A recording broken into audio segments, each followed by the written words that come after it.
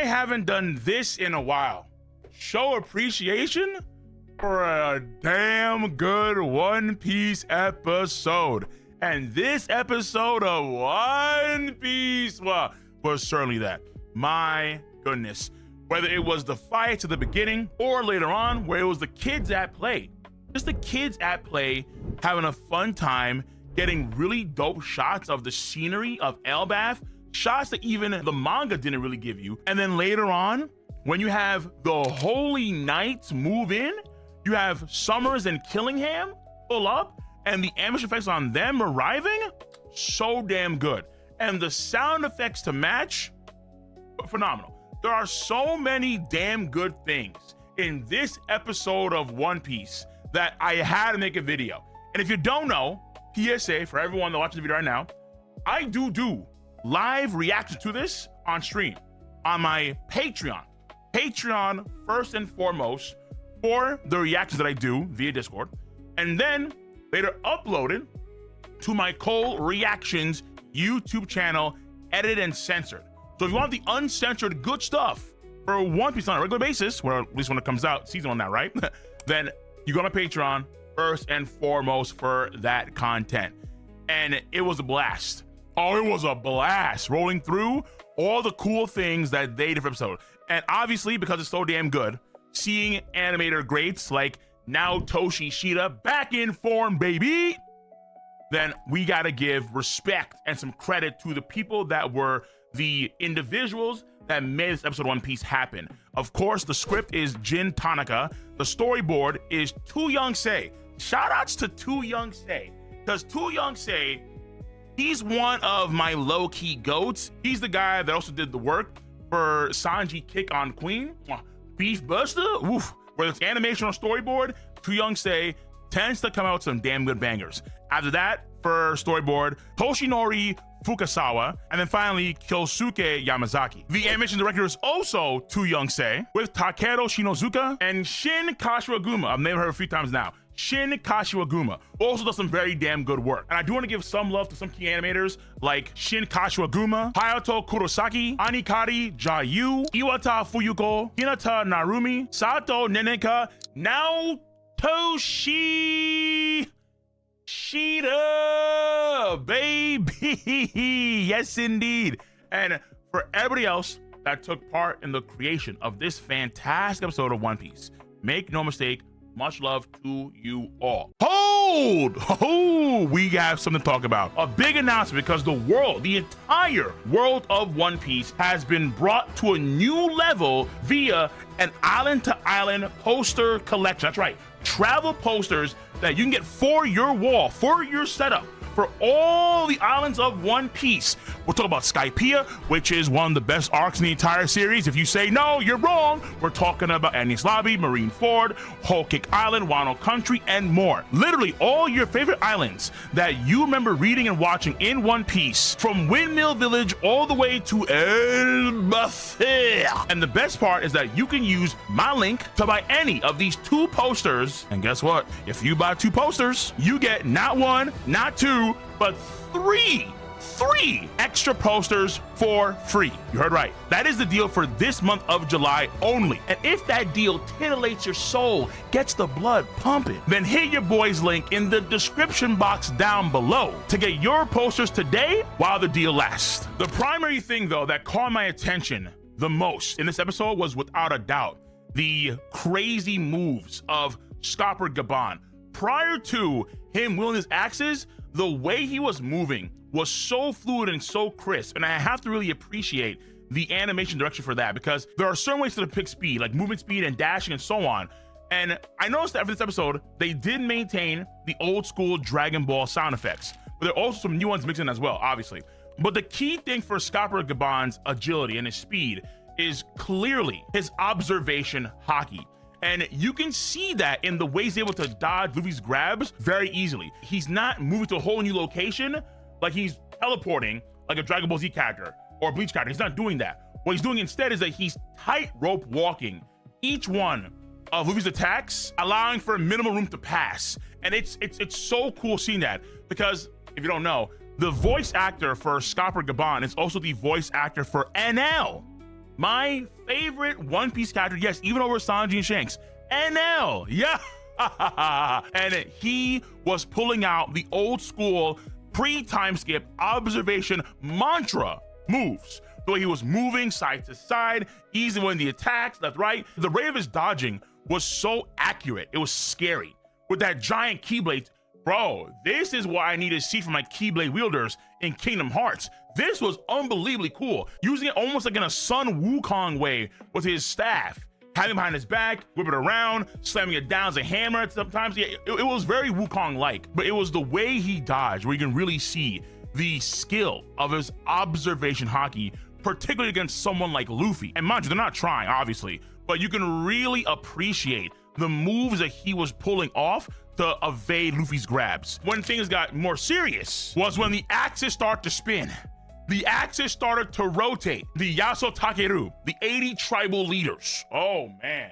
And it won't surprise me if there are genuinely 80 air cuts that he made with his axe in a single volley of swings. But the animation leading up to the volley, the barrage of swings, was insane. The intensity of the spin, he's sucking like the air towards him like a vacuum. You see the red aura form around Gaban. The sound effects were dope. It was very eerie, menacing. You can see his glasses in the darkness as the aura starts to form, like he's some sort of demon. Woo!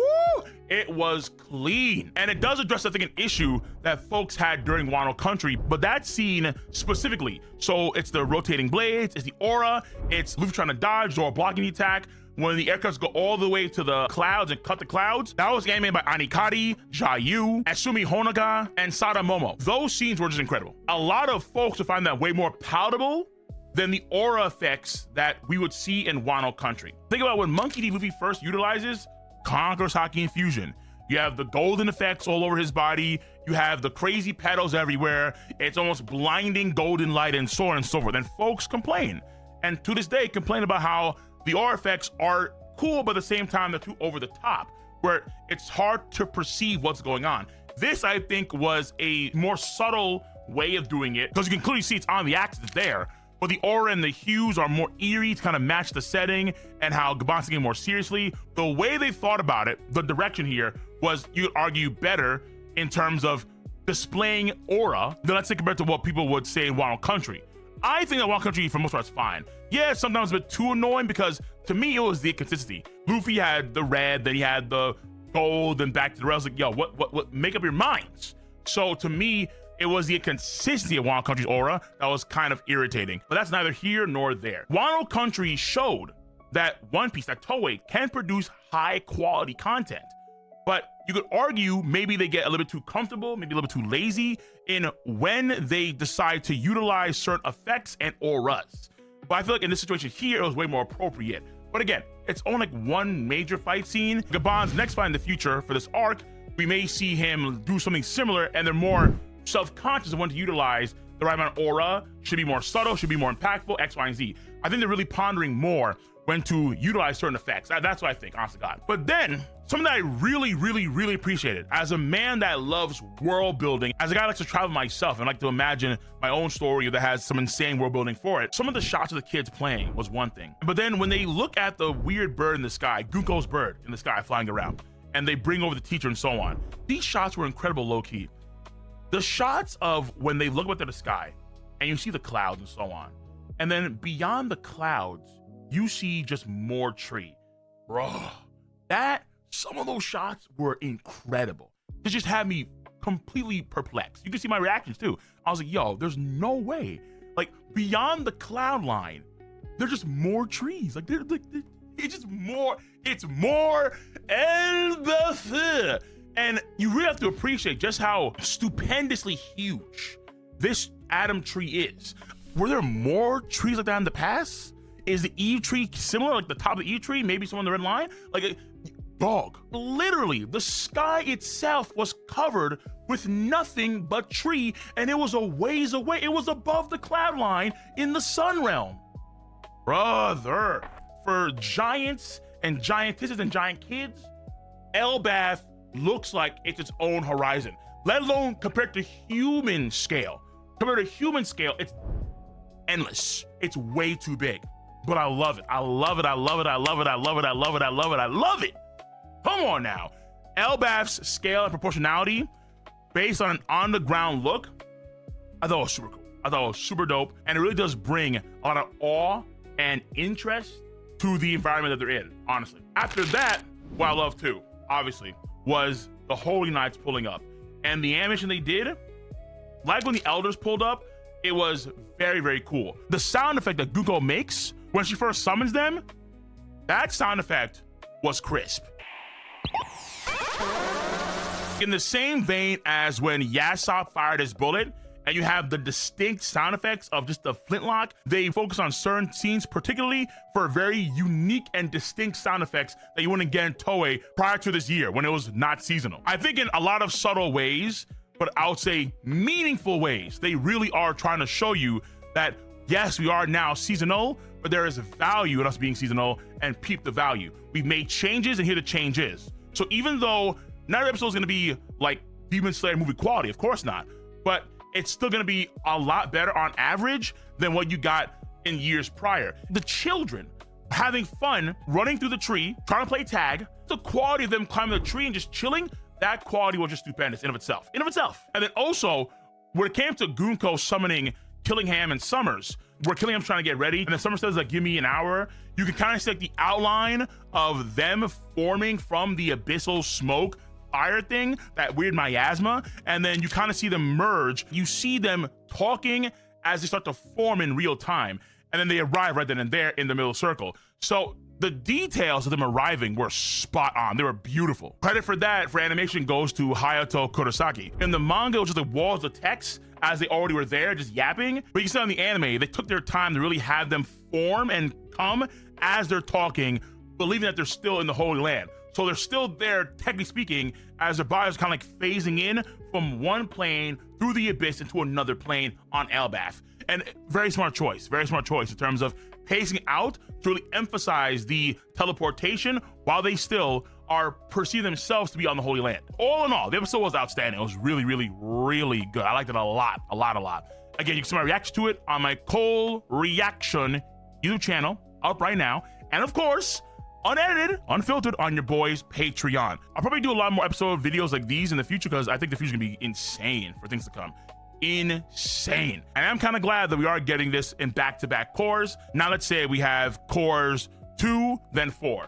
Core 2 and 3 feels better for the time being, though when we go through core 4 and then 1, and there's a bigger gap, then maybe not as good. But we'll see when the time comes. So either way, that being said, episode was great, outstanding. Again, thank you for everybody that was a part of the Crazy episode. And if you enjoy your boys' video content, give it a thumbs up, subscribe to the channel, and click on that bell to join the notification squad. Of course, members do gain access right now to new video content first and foremost. That's not changed. So once again, let me know your stance on the subject matter at hand.